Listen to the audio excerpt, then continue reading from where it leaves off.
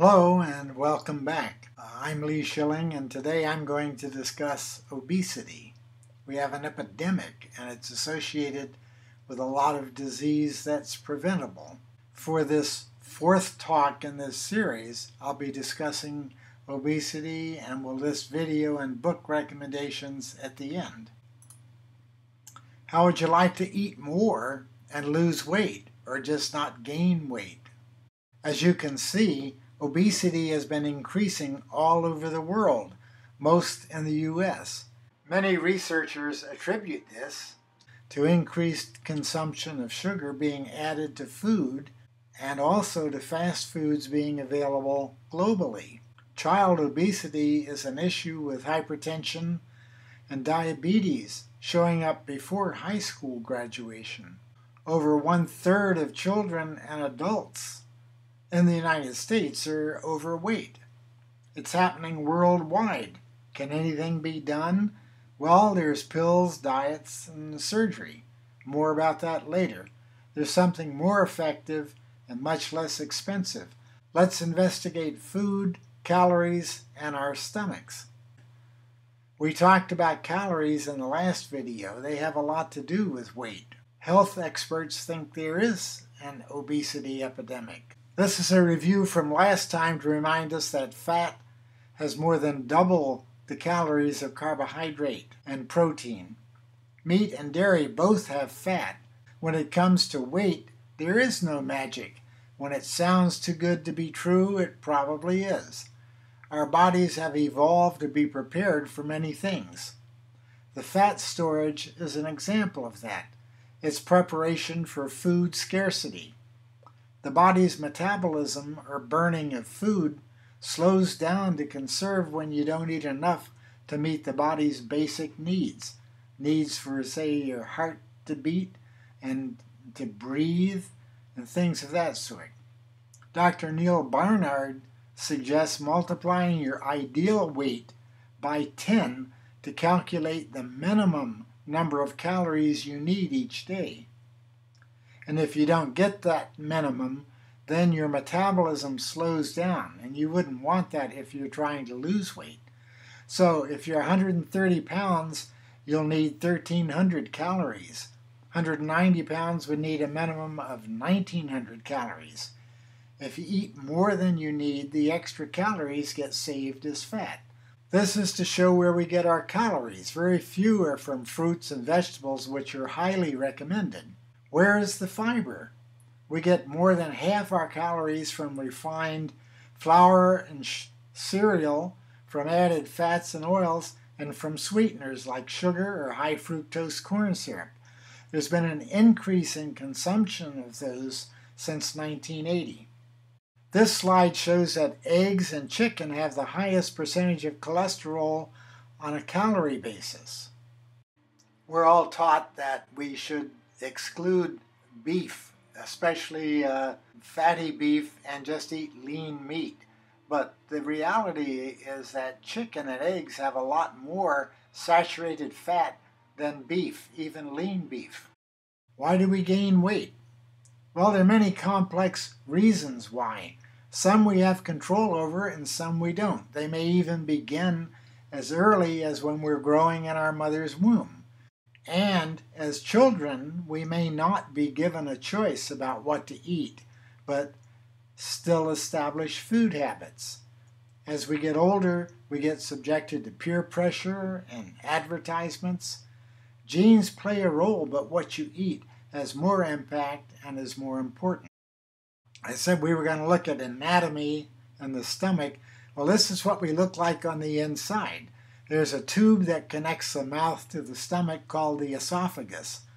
I put a green star up in the upper right. You can see the stomach, and the green star is to locate the stomach.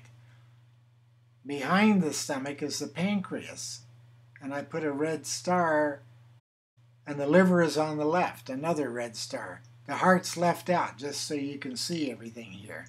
And the intestines, small and large together, are about 26 feet long. The pancreas makes insulin, which we'll talk about in other talks, and the liver has many important functions, and can store energy, glycogen, from sugar. Let's check out energy or calorie density to see how to eat more and lose weight. It's the extra energy we don't use that gets turned into fat and stored. A critically important concept to managing weight is to know about calories and their density, referred to as energy-dense food. This slide shows what 500 calories look like on the basis of the type of food eaten. Fats and oils have the most calories per gram and take up the least amount of room in the stomach. We have pressure nerves in our stomachs that react to how full it is, and we get a sensation of fullness when it really is full. The slide shows how full we feel isn't related to how many calories we've eaten, but to how much space the food has taken up. People lose weight eating 3 apples a day because they fill you up without providing a lot of calories, and they have fiber. In the slide, every stomach has 500 calories, but each takes up a different amount of space. Fruits and vegetables have fiber and take up space in our stomachs. Fiber doesn't provide calories. The next slide will explain energy density. This is an important concept for anyone wanting to lose weight. Eating a couple apples, as I said before, throughout the day will help keep you feeling full but not add too many calories. An apple with the skin, important for its nutrients, has about 65 calories. Apple juice, 8 ounces unsweetened, has 117 calories. And this slide, energy density is the amount of energy per unit of weight, usually expressed as a ratio of calories per gram. Water can add weight without adding calories, which is also true for fiber. Foods high in water or fiber are low in energy density. Foods high in dietary fat or oil are high in energy density. Let's look at some ratios. What you can see here is that donuts are the most calorie dense and may contain even some trans fat. French fries are second, followed by hamburgers and chicken nuggets. And this is surprising, I think, but milk and Coke have the same low energy density ratio. Coke has, however, considerably more sugar and no fat. Milk has 13 grams of sugar and 2.4 grams of fat. Water may be even better. So what we can see as we look over this slice of pizza, and who just eats one slice of pizza, contributes a lot of calories. Just to show it's not easy to always tell by looking, here are 2 desserts looking delicious, but a little different. Which is more energy dense?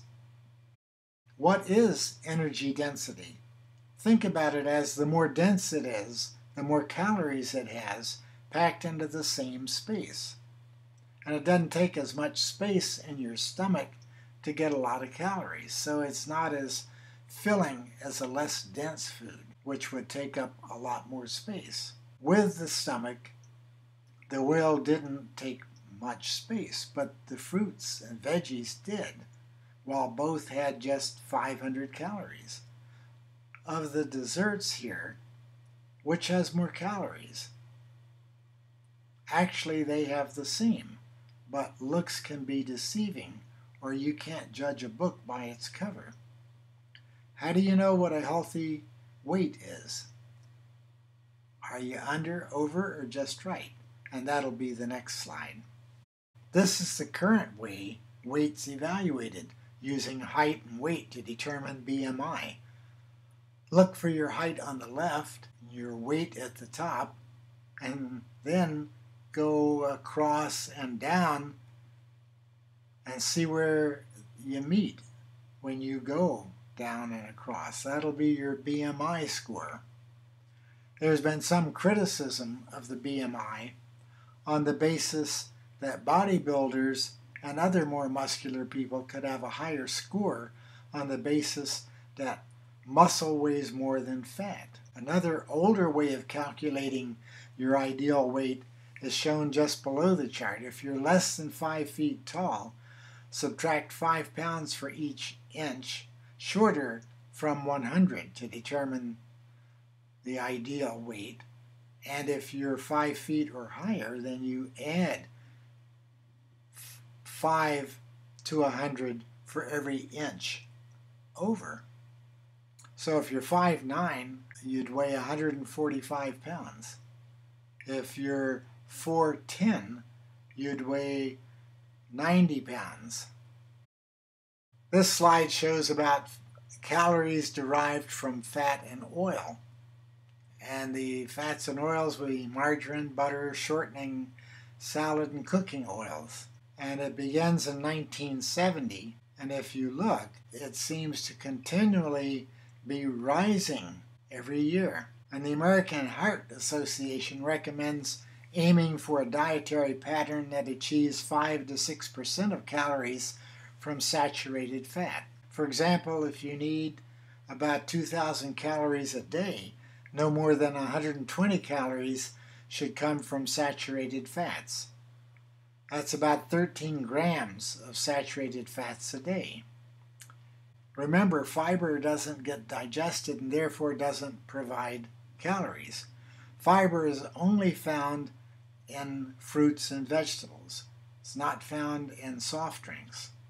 Sugar in soft and sports drinks has been associated with the obesity epidemic. Diabetes type 2 is strongly associated with obesity in 80% of cases. Hypertension is also associated about 26% of the time in people with excess body weight. Stroke is also a risk. We're up now to 50 gallons per person per year in soft drinks or sugar drinks. And that works out to be about 16 ounces of soft drinks or sports drinks per day. The American Heart Association has recommended that Americans drastically cut back on added sugar to help slow the obesity and heart disease epidemics. Part of the problem is that you might not be aware you're eating sugar because you don't see it listed on the package. Maybe another name for sugar was used. There are 56 different names, and you can see them here on the slide. Most nutrition labels list sugar in grams. 4 grams of sugar is equivalent to about 1 teaspoon. Sugar adds up. A little extra each day becomes a lot at the end of the year. Maybe this is how we get to gain so much weight, 23 pounds more than our ideal weight. A 12-ounce can of the most popular soft drinks contain 140 to 150 calories, which is over 10 teaspoons of sugar. The average American, as I just said, is 23 pounds heavier than ideal healthy weight. Sugar may be partly responsible for this. Sugar may also be damaging your heart and your liver and contributing to your becoming diabetic. It also plays a role in tooth decay. In 1776, at the time of the American Revolution, Americans consumed about 4 pounds of sugar per person each year. By 1850, this had risen to 20 pounds, and by 1994, 100 more to 120 pounds. Now we're closer to 160 pounds. And if we look at the slide here, we can just see that heart disease, liver, and diabetes, sugar can be hiding. It names something that you're not familiar with, so it's hard to detect all the time. Too much added sugar just doesn't make us sick. It can also cause disease of the heart and the liver and diabetes. It also causes weight gain. And today, actually more than a third of adults are obese, whereas in the 1980s, 23% were. It's a 10% increase Okay, well, these people have changed. You can see before and you can see after, and they lost over 100 pounds a year. Well, the video is on YouTube and the website is at the bottom of the slide. They did it on a medically supervised diet, no diet pills and no surgery. Well, these are the video and book recommendations. That's it for now. Questions are encouraged. Please send to the email shown on the slide. Next time I'll be talking about diabetes. Thanks for watching.